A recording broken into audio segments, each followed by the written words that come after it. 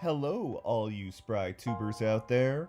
Welcome to the Dames of Thrones podcast, where filmmaker, gamer extraordinaire, and the behind-the-scenes awesomeness known as Sesh, and the writing and directing sensation known as Maria talk shop on Game of Thrones.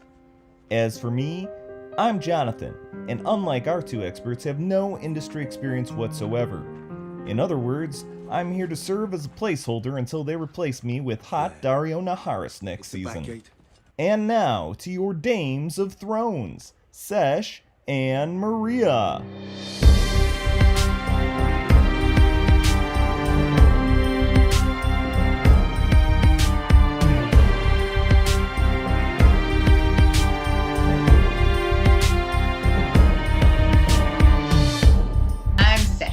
I do the filmmaking thing. I've been doing that for years, trying to get my big break in it. But I also stream on Twitch. And I'm here with... Maria. I am an aspiring writer and also opera singer and musician, learning the guitar currently. And this is... I'm Jonathan. I was brought here because I have absolutely no background or experience in the industry. So... there's that. No, I do engineering and like Game of Thrones, so chat it up. So I think a good way to start this, you have a really good question of what got all of us into Game of Thrones. And I think what might be even better to start with before that question is what gave us the idea for this podcast, because somebody's a binge watcher. Oh, yes. Yes. So I have avoided Game of Thrones for a very long time. It first came out, I did not watch it. Then I got sick recently. I got, your regular flu, I guess. And Jonathan here put the computer in front of me and said, "Here, watch this show." And I was weak, in a state of weakness, and decided, okay. Fine. Yeah. Fine. Mm-hmm. And then I got hooked. Not necessarily the first episode, not necessarily the second episode, but then the episodes just kept rolling, and I just kept watching hour and hour on end, and I've seen the entire Game of Thrones seasons 1 through 7 inside of 3 weeks. Yeah, that was a little bit much, I'll be honest. And you guys did that right before I got there too. So then we finally were able to talk about Game of Thrones, because it's something like I've known you would like for a long time. Indeed. So it's kind of perfect timing too, because so I go back to Arizona and hang out with everyone and all my old buddies, and Maria here is one of them, and we hung out and we started talking about how we wanted to do projects and podcasts. I've recently been introduced to, not just listening, but actually participating. So I see that it's really possible to do, even if you don't all live in the same area. So how I got into the series, I think it was it was sometime after the first episode had started airing. I don't think it had completed yet, because I remember I'd watched the end of the first season with a big group of people, and all of my roommates at the time had actually read them. So for a long time, I've basically just been living with people who are current on the books. Mm.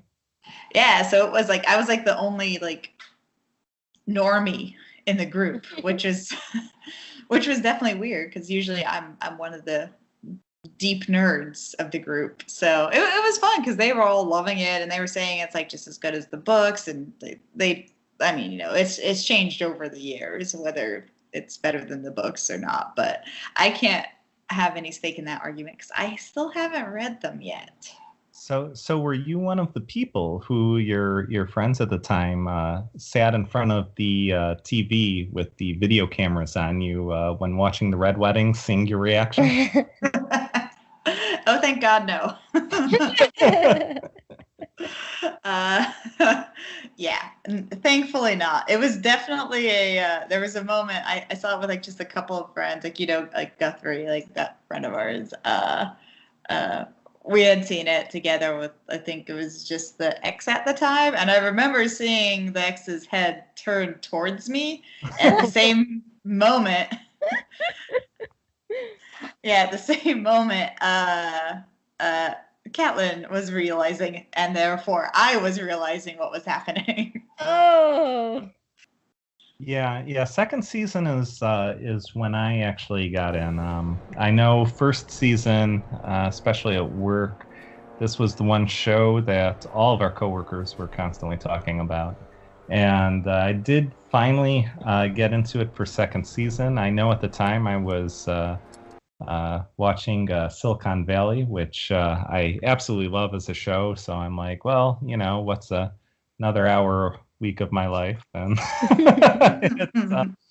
it's genuinely delivered for the most part. I do think watching the show weekly is a lot different than basically binge watching it because, and we can go into this later, especially when we break down the seasons in future podcasts. But for example, the whole scenes between Ramsay and Theon just seemed to go on forever in the show, and it didn't feel as much like that while we were binge watching. So different perspective for sure. Now, do you have a favorite character, Sesh? Oh, that is really tough. It's probably Tyrion for me. I usually really like the smart characters, especially when they're smart asses.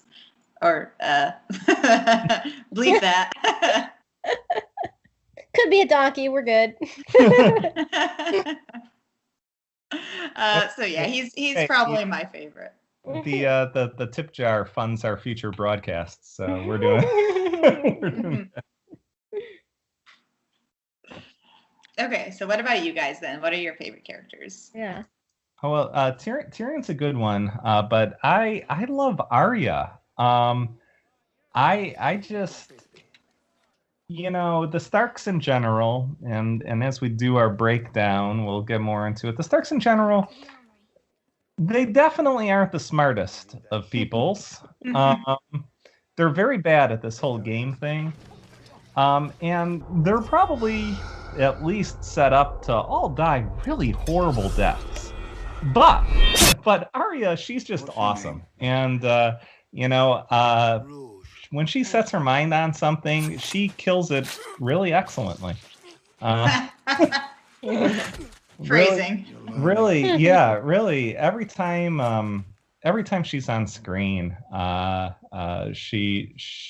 character really seems to capture the moment, and we almost had a buddy comedy with her and the Hound, and the moments with her and Gendry, and now later on with her back in Winterfell, they're just fantastic. So if I really had a dream ending, it would be just Arya surrounded by a whole bunch of zombies and White Walkers, like in a big circle, and just cutting them down like one after the next. So I'm looking forward to that. Really though, I think she's probably going to die in the most silliest of ways, knowing the Starks, but really, I hope she goes out with a bang or makes it to the end of this show. That would be great. We'll get into that because I got theories to discuss with you guys. Excellent. Okay, Maria, yours. I don't have a strong favorite. I keep having one true loves. Like, I love Brienne. These are people that I can't stand seeing die.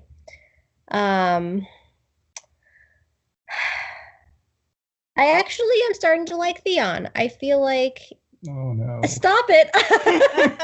I feel like he represents, like, humanity. Like, he starts off... You think he's a bad guy, right? But his people do that. His people screw and pillage. That's, like, what he thought was good. He's confused. I feel like he just needs... He doesn't understand what a moral compass is. And okay. Okay, fine. Theon. How did you just list him? Theon is the guy who you hire because like you owed his dad a favor, and he set him to work, and 4 hours later, you find out that the entire company has burned down. You lost your best customer, and for some reason, the FBI has showed up at your door. And yet, the biggest surprise out of all of that is you work at home, and all you asked them to do was clean the pool. I mean... Okay, really, how did you just say him? Okay, you guys have to realize this is not the regular world. This is the world of Game of Thrones, and they've set up houses and peoples that have their own set of ethics. And he was a kid taken from a place where there was no real ethics except to screw around and pillage. Okay? And he has an identity crisis. I feel like he's the most human of everyone. Jon Snow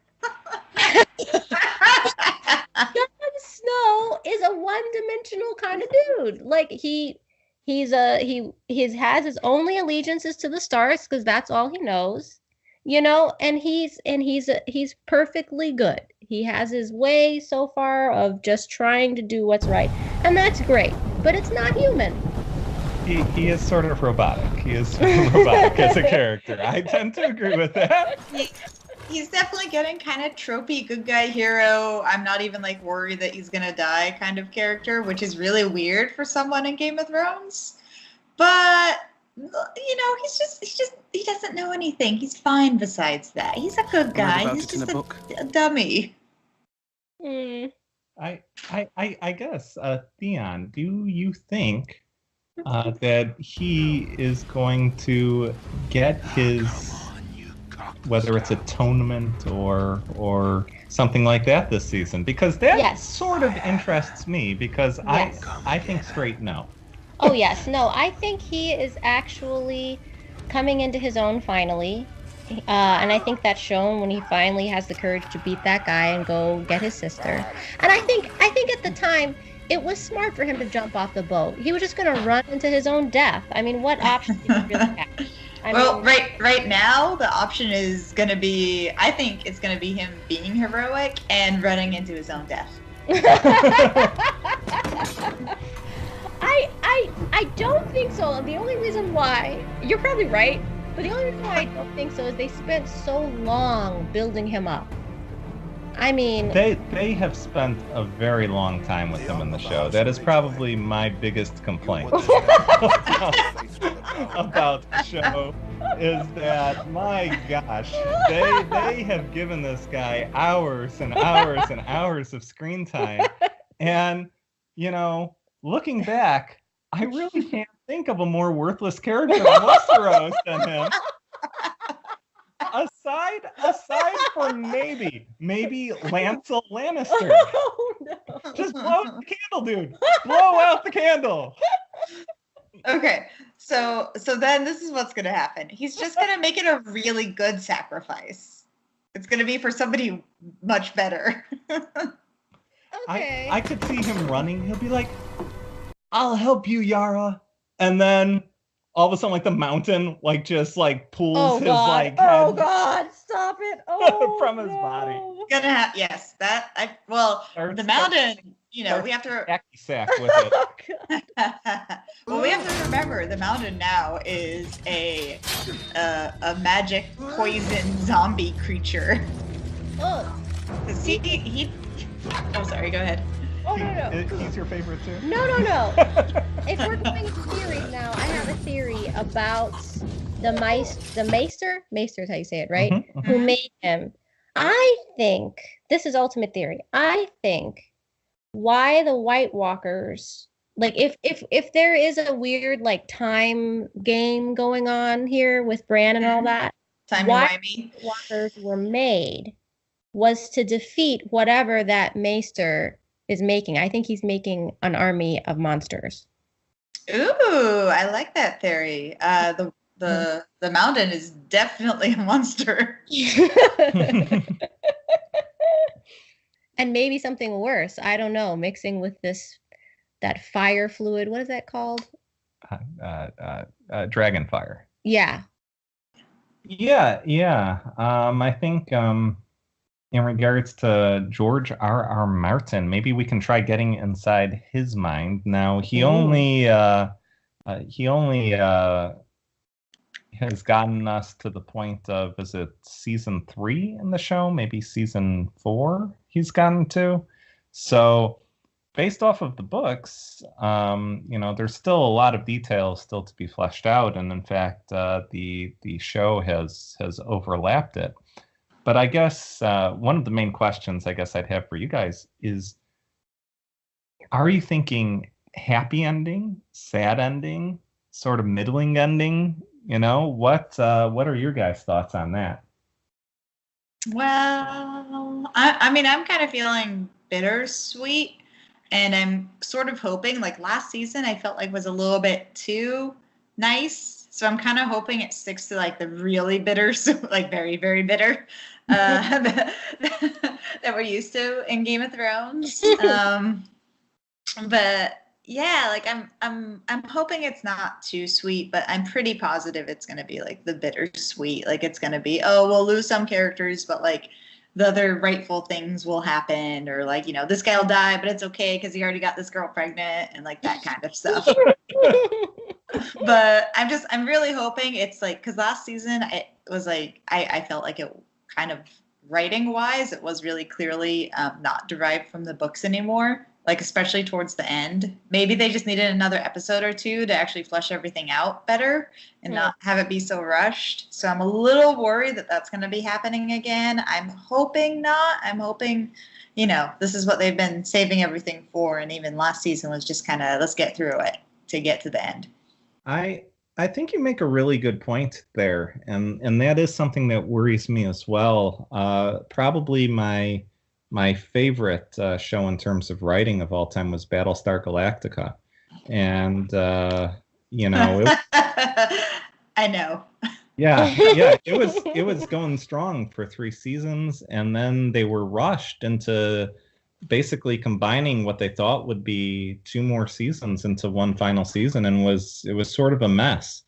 And there are a lot of loose ends that they need to tie up before the end here, and I know that each of the episodes is going to be extended, but with only 6 episodes, it does seem like be on the difficult side. Well, I've heard the episodes are going to be probably an hour and a half to 2 hours long each, and there was a rumor of a movie afterwards too. Oh no. Oh wow. Yeah, I mean, I don't know, just an entire movie that's an epilogue, but that's basically as long as those episodes. So I think they're confirmed at least 80 minutes each.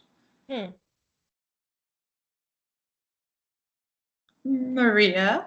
Well, I agree. I think the heart of the story is about life. It's about, like what you said, the bittersweetness of life. I don't think death is going to actually win in the end. But I think the writer, I think he's trying to show, clashing cultures, the different diseases of the mind that kind of create the destruction of civilization, and kind of show a way for a kind of a way out of that pattern. It's a way for people to kind of look back on themselves and say, other people have different views. We all are in this together, though. And, life is worth it, kind of a thing. That's beautiful. Oh, thank you. Yeah, I dig that. I kind of answered like it was a different question. Like, how do you think you'll end? Nice, sad, but the motivation behind it, I think, is truly that J.R.R. Martin is a big Santa of tragedy. That's great. Yeah. He's trolling us, and he just loves to make us suffer and fall in love with characters. Like, I'm just absolutely positive of that. Like, if you ever hear him talk about where the story's going or things he did that were just evil and diabolical, he's so giddy about it. Like, that's yeah, that's his motivation. I sort of agree. I don't see this ending well. Oh no, guys. But really, I think this runs alongside of theories, is there's been a lot of talk, at least for the first 7 seasons, about the throne and the importance of the throne, and everybody is vying for the throne. And you have Daenerys who's talking about breaking the wheel, and everything that goes along with that. And this is the end of the throne. This is the end of the kings and the queens, I get the feeling. I actually think that, whoever winds up on the throne, in quotes, that there isn't going to be one anymore. That the Lannister armies, the Starks, the Targaryens, that they are actually all going to fall. But I do think that, humanity will survive, whether in Old Town or whether in Essos or whether in Westeros, but that there won't be any more 7 kingdoms anymore. That would be my theory. I don't know if that would leave anybody satisfied at the end with that. But I think oh, sorry. That's beautiful. Aww. No, I was gonna say I specifically think all of Westeros is just gonna be gone, and it's White Walkers. That's it. They win. They totally take over. Any of the people who survive are going to the other continent. That's it. The real question is, if they turn Jon Snow into a White Walker and he sits on the throne, will anybody notice the difference? Oh, stop it. Same ending, because then he'll have to control anyone who wants to be there. Because then otherwise they're going to try to have an uprising against him. So, same thing, just all the White Walkers are going to take over all of Westeros. I don't think they have boats. There's the one dragon, but that's not a whole lot. But, boats. They don't have boats. Okay. And let's get to the real fun stuff now. This is where we go on the record. Who lives, who dies. Sure. And go from there. Maybe we can even talk about who we think the first person, like actual character, to die this season is going to be. Oh, I'm not ready to answer that question. You're Boy. No. To do a first one? No. Mm-mm. Oh, I might have one. Who? It's going to be really sucky. Oh, shoot. What's his name? Don't say Hound. Don't say Hound. No. Termond? What was his name? Yeah, Red. I know it would. It really would be very sad. But do you remember him being on the wall that we just saw collapse? Yeah. It doesn't for him. No. Yeah. Never die. It's possible. I mean, basically, he'd have to, 1, survive the collapse, 2, survive the invasion right afterwards. That's gonna, and 3, I kind of think we gotta possibly. Jamie's either going 2 ways. Yeah. Jamie is either going to Brienne, which he basically is right now, so we gotta make room for him. Or 2, he's going to be the first to die by Arya, but we won't see it, and it won't be revealed until later. In the season. Sure. Okay. I think I like the odds of Tormund surviving for a bit, because he needs to get his dying request to have 17 Brienne's babies. Yeah, with Brienne. That is Maybe. what I'm rooting for. Maybe. I'm rooting for it. I love it. I think it's really funny. I'd love for her to like him back a little bit, though. He's got to save her somehow. She'll like him. I'm going. I'm going for Theon. I think Theon's going to die first. Oh, come on, you cockless cow. I think Theon. It could be Yara, but I think Theon. I have her. Episode 1. Come and get her. Wait, so what's his really big, great sacrifice going to be for that? Because we do agree he's going to, do a suicide mission to save somebody. Who's he going to save? I think he's going to try saving Yara. He's going to save himself. No. Stop it. He's going to... I think he's going to try saving Yara. I think he's going to go to King's Landing, or already there. You know, he's going to run in, and he's just going to get himself. I believe the proper word is clown stomped. Clown stomped. Or, as I'd like to say, Oberend. Oh yeah. Oh, poor Oberyn. I know. I love that phrase though now, because it's just been like you're boasting a little bit too much, and you didn't do your double tap, and you get punished for it. That's right. Well, here's a question. Since we're talking about House Martell, do you think Ilaria Sand is still alive?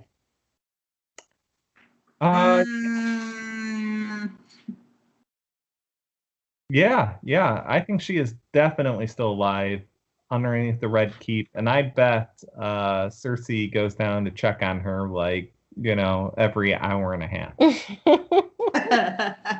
Yeah, I think we'll see that she's still alive, and still suffering much worse than before, and that she's not going to last long.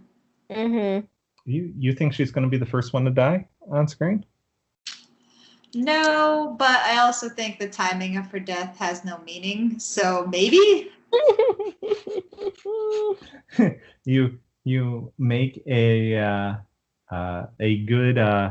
good point. I will say right now, according to apparently people betting on this who are crazy, the number one choice, a person to die first, is Yara Greyjoy. Oh, ooh, sad. I like her. He's gonna botch the saving. Well, says his biggest fan. That's yes, sad. I could see see both happening within like seconds of each other. Oh, like either Theon dying first or Yara dying first, but it doesn't really matter. They're all dying. Oh, you guys. Okay. Since you bring that up, I do want to keep talking about this, but I want to derail for a moment. You said people were making bets, and we need to talk a little bit about that, because you just said this before we started recording, and I want to know more. Okay. I don't know if we're allowed to say this on YouTube, are we? I'm sure we are. Only if you are of age, and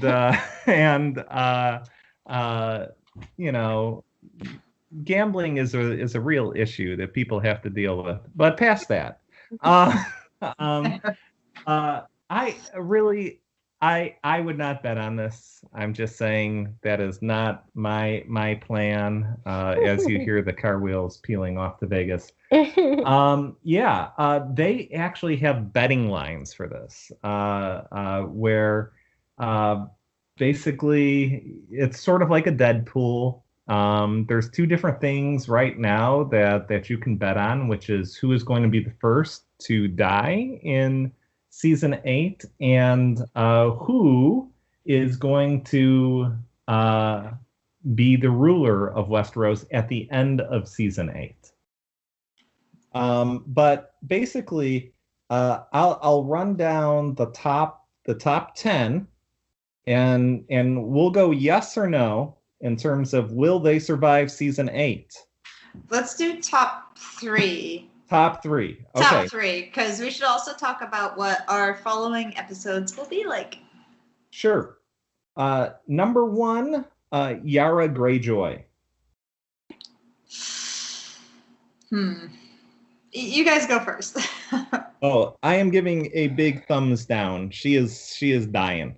I'm gonna say thumbs up. Ooh, lives at the end of season 8. All right.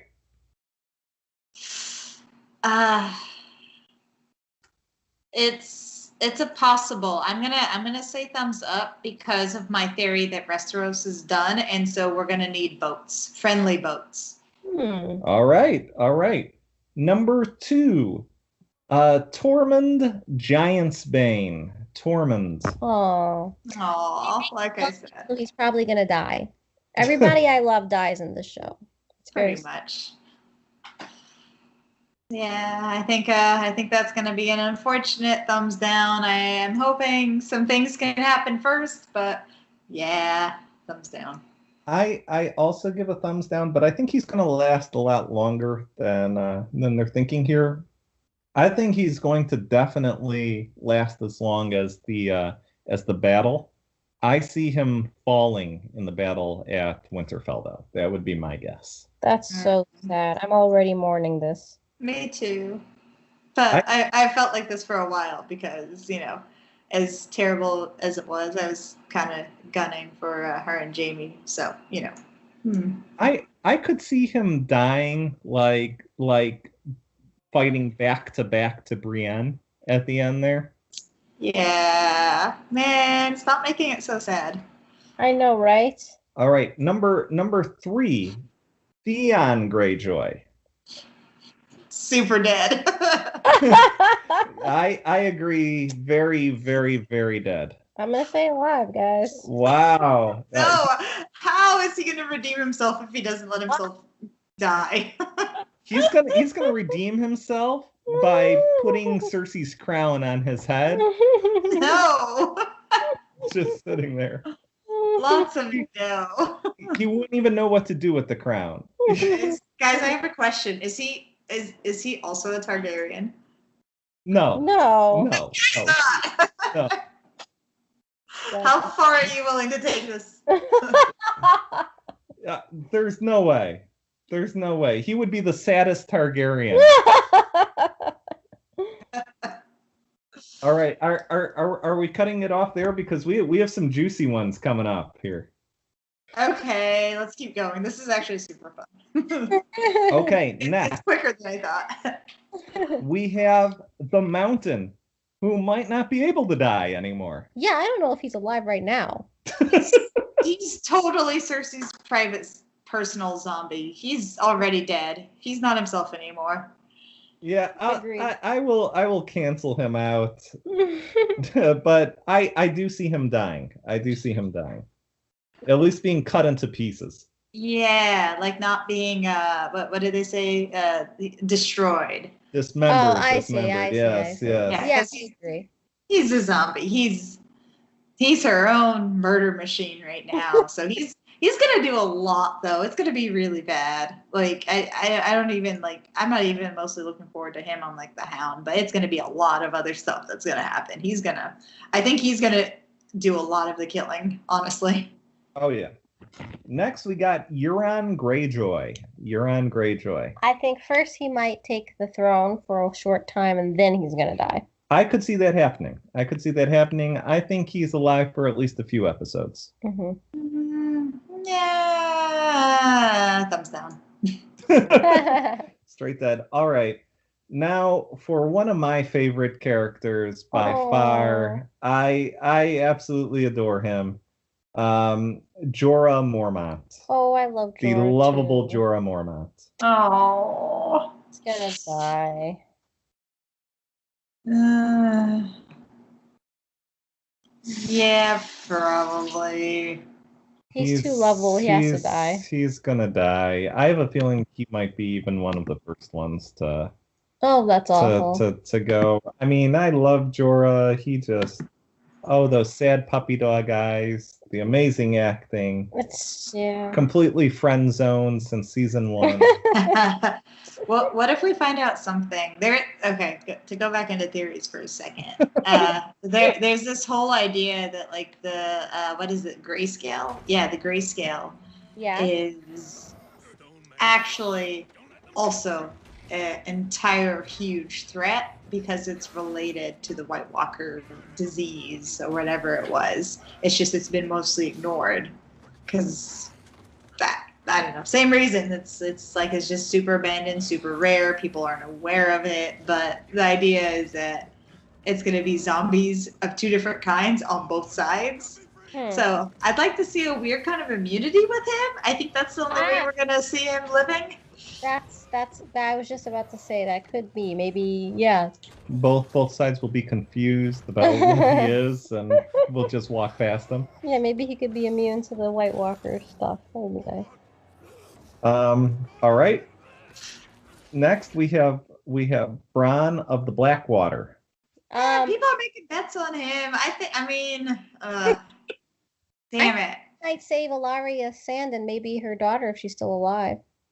Because they had a little thing in jail. Remember? Yeah, The daughter's not alive. No Oh, way. I don't see him surviving. I actually see him dying somehow a silly death as well. Actually. He Yeah. might. I think he's gonna have some kind of like thing where he becomes like an exile because he'll be too torn to fight for any of the sides. So it's possible because of that he might. I think he'll live. I think he'll live only because he has dreams of owning a castle. So are we ready for then the final prediction, which is who's going to wind up on the throne at the end of season 8? Go ahead, Sesh. I mean, I'm pretty sure there's just gonna not be a throne at all. Again, White Walkers, all of Westeros taking over. There will be people alive we think should deserve it, and maybe they'll rule people on the other continent. But no throne. White Walkers everywhere, guys. Yes. I actually I am in agreement with Sesh right now. I think that there is going to be nobody left on the throne at the end of season 8. That said, if that doesn't happen, I think the idea you told me earlier, Maria, actually will come to fruition. And what was the idea that I told you earlier? The one that Maria told me was that possibly the child of Jon and Daenerys. Oh, yeah. Is going to sit on the throne at the end of it. That it's going to be like a jump skip in terms of time, which I think would be a really, really interesting ending. Well, only because you hear Melisandre, if that's how you pronounce her name, talk about bringing together fire and ice, and it's if the writer is trying to talk about balance between extremes, like you have the too fiery of characters that come from the Targaryens, and then you have the Starks that are too stoic, they need to merge and create a better leader, which could be the mix between. But by the way, if we were betting on this, we believe that the bets as they are right now are all suckers bets because none of our opinions are actually on the list. The most likely person, according to bettors, to rule Westeros at the end of season 8 of Game of Thrones is Jon Snow. Sexist. No idea. Yeah. Well, Daenerys came down at number 3, so. What? Who's 2? Two makes very little sense to me. It's Bran Stark, but it's He's yeah. not a leader. He's just a No. He ends up in a tree at best. He ends up in a tree. Take thee to a nunnery inside the tree. Yeah, okay. Right now, Arya Stark is number 4, which I don't see happening either. No, zero interest. Unless it's the faceless girl, and also zero interest, but more likely than Arya. Yeah, the Night King number 5, which I see as possible. That one number 1. Really likely.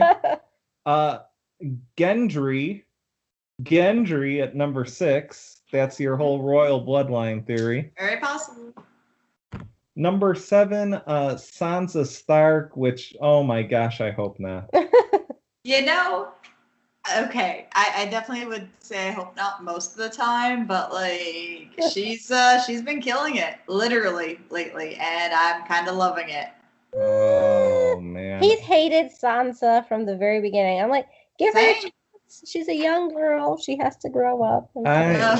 She needs to grow up sooner, man. Yes, it did need to happen sooner with her, but like it happened. It definitely happened. And oh my, she is dangerous, and I love it. I don't know how dangerous she is. She is. Nope. She is literally like the political public version of like Arya now. They are just two sides of the same coin, and I absolutely love it. The next one after her is Tyrion, which No, that's not gonna happen. would be humorous. I'd be And humorous. he's a what is it? He's a Stark and he's a Targaryen and he's gonna have his own dragon and this is favorite character bias from everyone. And Brienne will be his woman. I mean, come on, guys. Yes, yes, exactly. Brienne is Tormund's woman, though. Tormund's woman. Get that. Jamie's. All right, I should say, I really shouldn't say that she's Tormund's woman. Really, Tormund is... It's her woman. Yeah, absolutely. And because she has all the power in that relationship. And after that, they say Cersei Lannister will remain on the throne, which actually that would be kind of happening. legit, actually. Yeah. It's very, very possible she'll have a really hard character change, and I think it's a little more possible she'll be the Night Queen, but And then Jaime Lannister. After that, no way. There's no Jaime Lannister's going to be king. No. No. And then finally, this will get you $5,000 right now. Ooh. If it happens on a $100 bet. Davos. Sir Davos Seaworth. What? Yeah, I don't know anybody who would be making a wager based off of that. Does the writer know of these bets? I don't know. This is why I think it's a pretty foolish thing, quite frankly, to bet on something like this. Is that, yeah, granted, there's multiple endings and everything like that, but people know the answer to this. I know there's somebody so who knows. I'm not sure how they can actually have these as live. I mean, I'm sure that there would be some sort of cheating or that you can't divulge this information, but I mean, if that's the biggest bet, you get 5,000. I mean, I actually expected the numbers to be a lot higher. Yeah. Per $100? Yeah, per hundred. So for each dollar, it would be each dollar would be only 50 based off of that. Yeah, that's. That's tough to say. I mean, they are doing a very, very good job about that. Like I was reading a little bit about it, and they're filming all kinds of endings, not to have multiple endings, but just to confuse any possible real spoilers. Wow. So there's, like all these theories. Like I think one of the ones was where the Ned Stark theory came up was specifically because like, ooh, he's on set, ooh, and it's like, like maybe he's just there for the day to be there at wrap. Hey, or to come back as a ghost. Hey, what if he right? Or a flashback or something. Oh, that would be sad. Okay, what is one thing you are most looking forward to in season 8? For me, I think I touched on it earlier, but for me, the one thing that I want to see in season 8 is, oh man, that whole battle at Winterfell is going to be great, and finding out whatever is in the crypt is going to be great. But if I could get one thing in season 8, it really would be Arya fighting off a whole pack of zombies and White Walkers, just plowing through them. I would love to see Arya just going out the full warrior ending there at the end. I'd love to see that. I think I'm still going to stick with Bran warging a dragon and controlling a dragon with human intelligence. And zombies. Like I'm a zombie person, so I'm really excited to see all that in those fights. I would like to see Cersei die a miserable, miserable death. Hey, at the hands of Theon Greyjoy. No, her own baby. Her own baby. I want her Just- baby to just strangle pops her. out. Take that umbilical cord, starts wrapping it around, and totally garrots her. I like it. I Yeah, like it. and the Night King takes her as his woman There Yeah. we and that, in folks, death. is how you Yeah. end a podcast. So, Well, for having us, Yes. Sesh, and we look forward to doing this. If you guys are listening out there on electronic forms, I think we're doing this on YouTube or other sites, but press that like thing and comment, say how much of bunch of morons we are. We appreciate that. And tuned for the hey, next show. state your own theories too. We'd love to hear them. ooh, yeah, that'd be Yeah. really fun to talk about those. And yeah, everything has a like and subscribe, so do whatever is available to you to do to help support. Yay. All right, and I guess see you next week. Bye. Bye bye. Bye.